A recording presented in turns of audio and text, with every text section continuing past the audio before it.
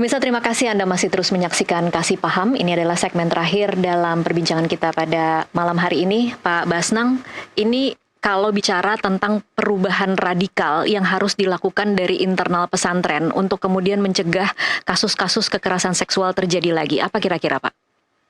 Radikal? Nah, pertama tentu memang kalau berbahasa pesantren, Mbak Tasya, tentu memang kita tidak boleh melakukan hal-hal yang tiba-tiba sangat radikal sekali. Karena ini kan kita pelan-pelan. Pesantren itu kan miliknya masyarakat. Miliknya masyarakat berarti sebenarnya sukarela untuk mendirikan lembaga pendidikan. Sehingga kemudian hal yang sangat prinsipil untuk kita lakukan adalah tentu izin pesantren itu. Maka izin pesantren kita harus perketat. Sekarang cara untuk mendirikan pesantren itu, ada masyarakat datang ke Kementerian Agama Kabupaten Kota, mengisi link Sitren aplikasi. Sitren itu Sistem Informasi Tanda Keberadaan Pesantren. Lalu setelah itu diverifikasi oleh Kemenak Kabupaten Kota. Turun ke lapangan, oh kiainya mana kitabnya, kitab apa yang dipelajari, jangan sampai juga mengandung unsur-unsur radikal misalnya. Itu semuanya diperiksa oleh Kemenak Kabupaten. Lalu setelah itu, kalau selesai semuanya, naik ke provinsi. Itu pun provinsi juga punya hak untuk melakukan verifikasi. Bila kemudian mereka merasa tidak percaya dengan apa yang dilakukan oleh Kemenak Kabupaten Kota, maka mereka bisa turun ke lapangan, melakukan visitasi dan membawa bukti-bukti. Lalu setelah selesai semuanya, lalu aplikasinya, notifikasinya masuk ke Direktorat Pesantren Ditjen Pendidikan Islam. Pun Direktorat Pesantren punya hak untuk turun ke lapangan bila merasa bahwa data yang diberikan oleh Kemenak Provinsi itu masih harus diverifikasi. Nah, sehingga demikian sangat selektifnya pendirian pesantren. Nah, hari ini ada lagi aturan baru, Mbak, yang disebut dengan PBG.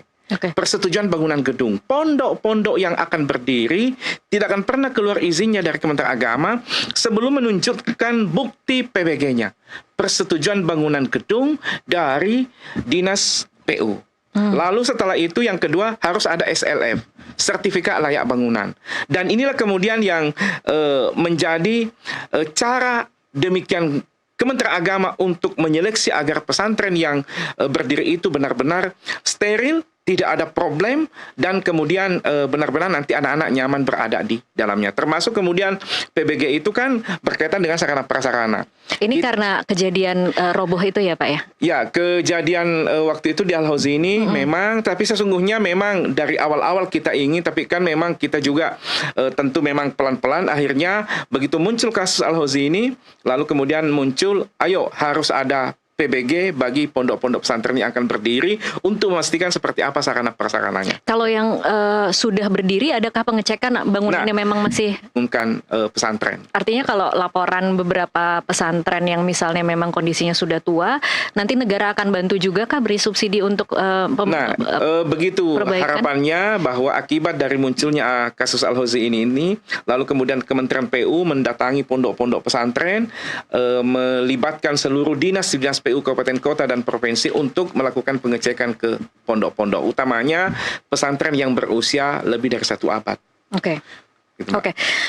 Target zero violence kan Menteri Agama sendiri mengatakan inginnya tuh zero violence.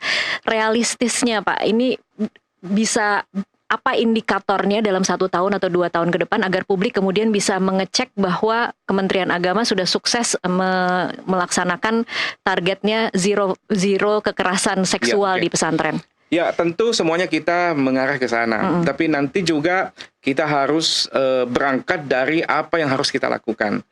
Pertama, bahwa menuju ke zero kekerasan itu, satu tentu seperti apa kepastian regulasi.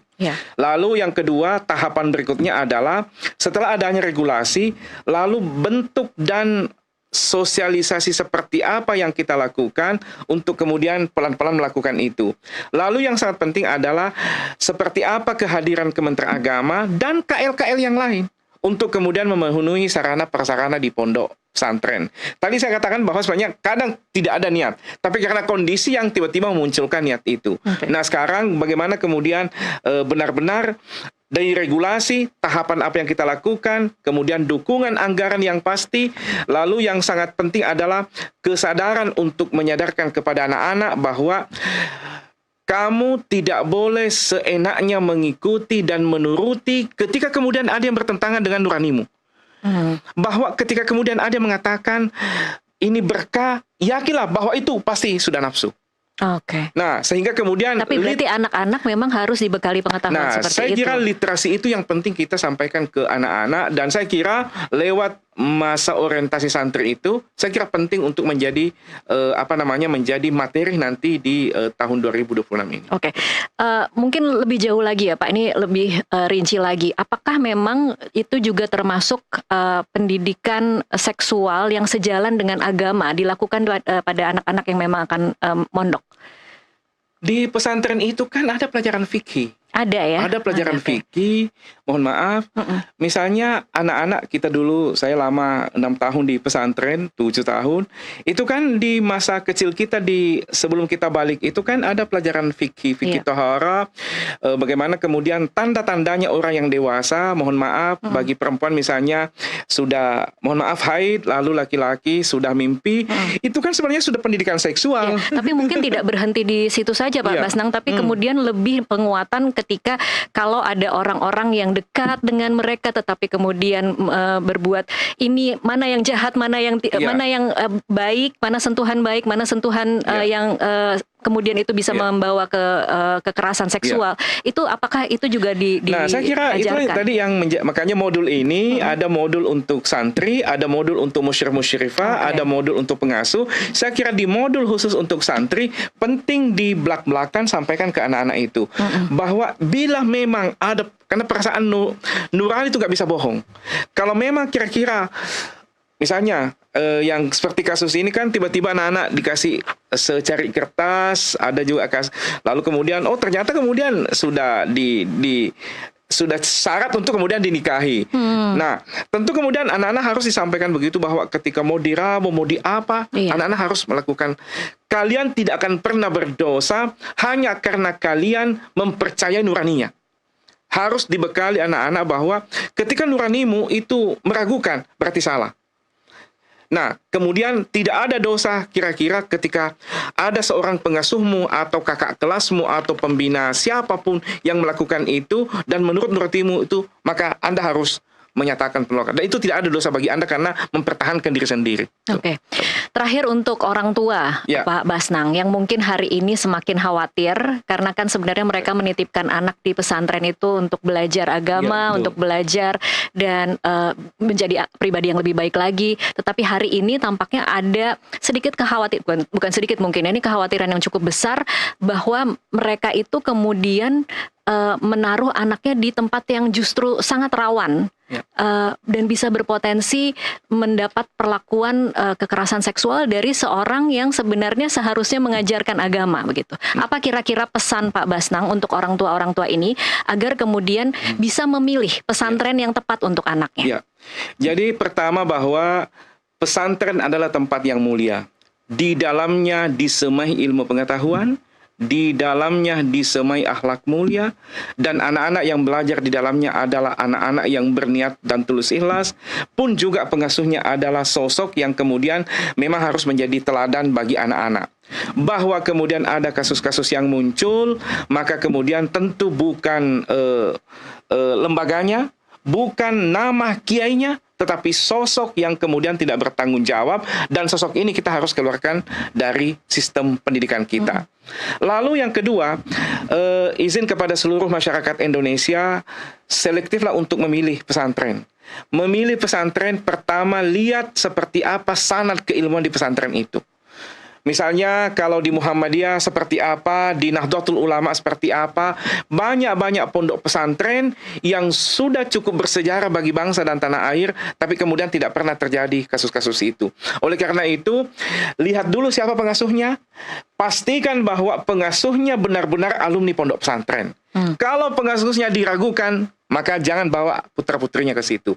Maka kepada Bapak Ibu semuanya yang punya putra-putri dan kemudian ingin melanjutkan studinya putrinya ke pesantren, lihat apa nama pesantrennya, siapa pengasuhnya, dan latar belakang pengasuhnya seperti apa, masih bisa di-googling jejak-jejak mereka. Oke. Kalau siapa namanya, bisa di-googling siapa, mungkin ada jejaknya waktu kuliah di mana. Saya kira oleh karena itu cari pesantren yang memang punya sanad keilmuan yang jelas dan pasti. Oke, untuk institusinya sendiri, untuk pesantrennya, mungkin tidak mudah ya Pak menjalani hari-hari ini di mana kemudian ada labeling seperti seolah-olah pesantren itu adalah tempat yang berbahaya.